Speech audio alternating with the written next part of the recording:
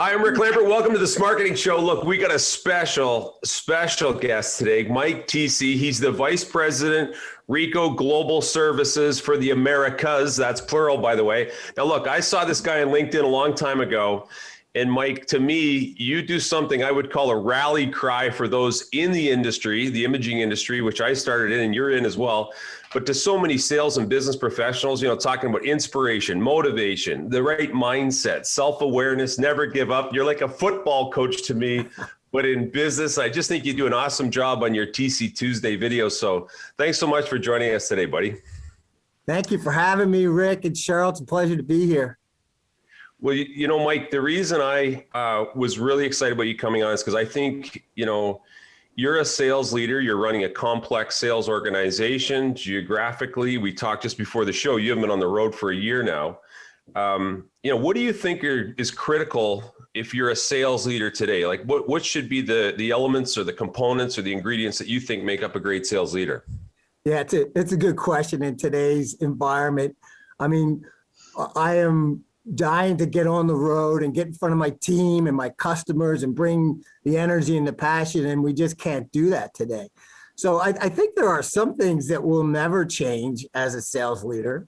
You have to understand your team, understand what motivates people, what they're all about, and get to know them and know them inside and out, right? And then put them in a position to be successful. So I try to clear the red tape for my team members so that they wake up every morning excited to go to work for Ricoh. And they know, and they can share that passion with their customers. So those things are the same, but now we're in an environment where we're doing it in front of a screen, and that makes it a little more challenging. So it's certainly you have to be empathetic to what people might be going through today in their personal lives, because everybody's going through it. So it's definitely a challenge.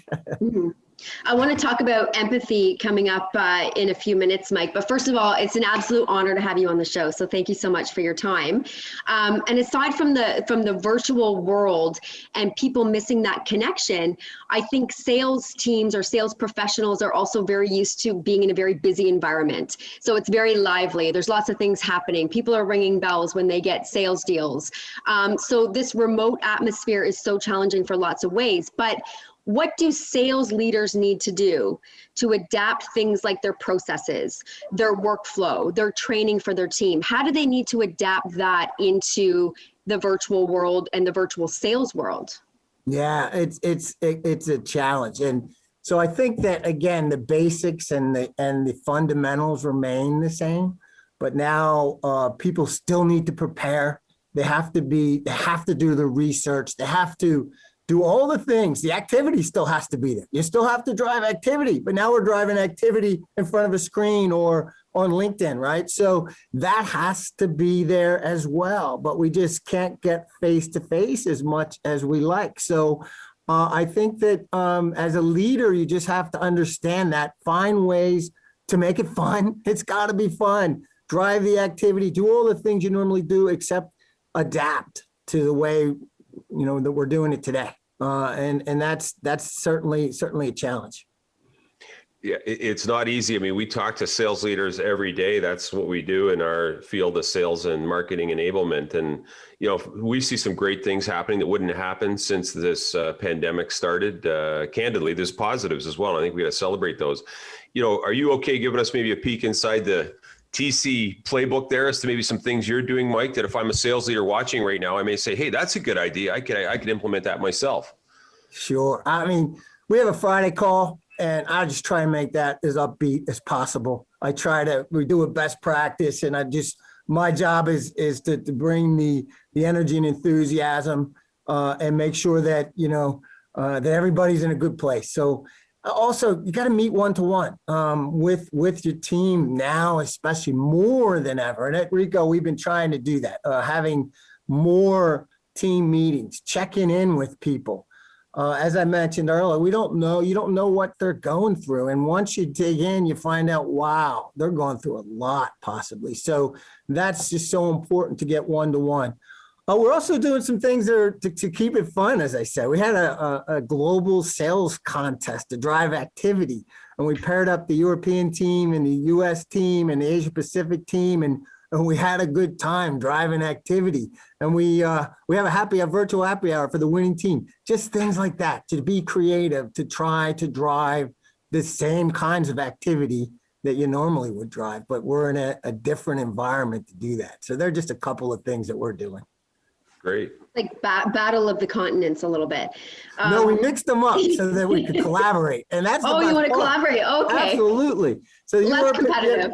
We mix them up, they get to know each other better, they share best practices, and that was the best part about it all, the collaboration. And we have some just such talented sales professionals, global account directors, and they share ideas and collaborate, and they have the same kind of, they're managing directors, they have the same kind of customers. So that was really a great collaboration. So in our live events, Mike, I run these things where we have a draft and I have their peers pick, who they want in the first round, second round, third round. Did you run a global draft? Because that would have been interesting. I love that. We used to do that with steak and beans contests a long time ago. But and you never want to be that last person drafted. I'll show them, right? But we didn't do that. But that's a good idea for the future, maybe. And that's a perfect example of something that otherwise, Mike, maybe would not have happened if we weren't in this situation. So that's good to be able to identify these new opportunities. When it comes to like critical business-driven priorities or communications that you guys are sending out to clients, or even internally for that matter, how has that shifted from your perspective in the virtual world? So you talked a little bit about having to be more empathetic with your team internally, because as you said, you don't know what they're dealing with, and it's very challenging and probably more challenging for some than others. But how are you shifting those messages, and how are you able to identify these opportunities when it comes to the business priorities? Yeah, it does have to shift, and we're doing like many companies. We're trying to bring value to our customers through webinars and that kind of thing. Work from home and the new world that we all live in. So we're trying to bring value from that perspective, and just kind of changing the activity, the way we go about it. Communicating, definitely relying a lot on LinkedIn, Sales Navigator, to try and drive relationships that way more than ever before. So it's such a different environment. And one good thing too is now no one's afraid to get on video. So when we have a customer call, used to be, hey, I'm not, now everybody's on video, and anything goes too, by the way. So, hey, if you show up, I always tell my team, if we're on our team call, hey, show up in a baseball cap, it doesn't matter. But, you're in front of a customer, you want to be a little more professional, but they will get on a video call when maybe before they wouldn't. And that communication is actually pretty good. And we didn't used to have that. So definitely the game has changed there. And we want to bring value and want to try and differentiate too. A lot of webinars out there. Everybody's doing it, right? Why should I attend yours? What value? We found keeping them pretty short too, 30 minutes, an hour is a long time, Yeah. Give me a quick hit. And then maybe we can follow up and see how, see what we can do to help solve your business problems. So there's some of the things that are going on. Yeah, we've actually seen a correlation, Mike, between sales professionals that are willing to attend a full hour webinar and underplanned performance, just as a note. But anyway, they got time on their hands. Exactly. Hey, when I started watching your TC Tuesday videos, which are awesome, by the way, and anyone watching right now, if you're not following this guy, Tuesdays, tune into TC Tuesday. Mike does a great video clip. And, each one, I called it a rally cry earlier in the show. You talk about positive thinking, positive mindset, motivation, and something that I think's a tagline. You talk a lot about winning the day. And, can you talk a little bit about why that's so important to you? Yeah, it's just the TC Tuesdays are just, I've always been enamored with motivation and just, and always, understood at a young age from my dad that your attitude is a choice every day. You wake up every single day. You determine what kind of day it's going to be, right? And that enthusiasm has just carried on. And TC Tuesday started as a napkin note I used to leave for my kids when they went to school, and they didn't really love it at that time, but they do now, and they're engaged. But It's just bringing some positivity, some enthusiasm. The enthusiasm is contagious. And if we could just put that out there now during a time when everyone needs it, it's great. And so that's the idea. And by the way, Tuesday's a great day. Monday's over. You're ready to go on Tuesday. You got a great week ahead of you. By Friday is a great day, but you're tired, you're worn out. Tuesday's a great day. Tuesday, you need a little bit more of that push, right? Because you're not quite halfway through the week, but you're almost there. And I'm glad to see that my son's not the only one that probably doesn't really appreciate my motivational messages in his lunch. He's listening, Cheryl. He's listening, whether you think or not. He's listening to every word, and it's sinking in. Yeah, he's mostly embarrassed by my bad mom jokes, but that's okay. So one thing, yes, I definitely feel much more of a connection with our customers now more than ever. I see in their homes, we've talked about this, I've met their kids, I've met their pets, they've met my kid.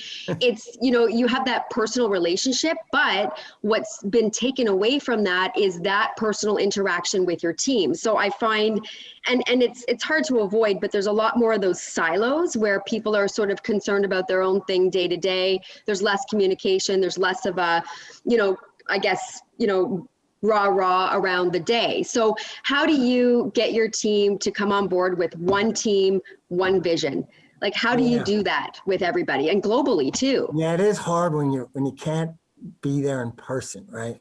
But I think the vision is first.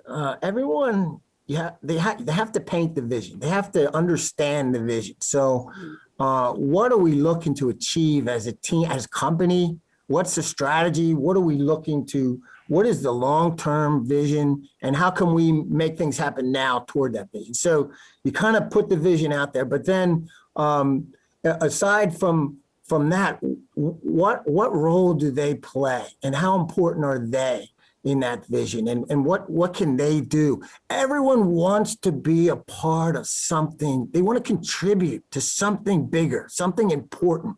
So if they feel like they contribute in a big way toward that vision, right, and they feel important and appreciated, man, that's the way that I drive it. When you're looking at that vision and how you're getting the team to rally around it. They want to be a part of a company that appreciates them and they feel like is doing good things for customers and maybe even the environment.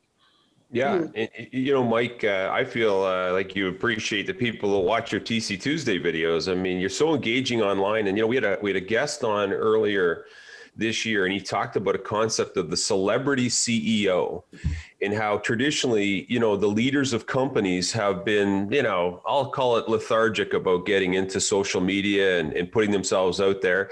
And, when I think of you, I've seen you in your bathing suit on vacation after it looks like a long run. We celebrated, I think, part of Christmas last year. You've got all these family superstars that come on.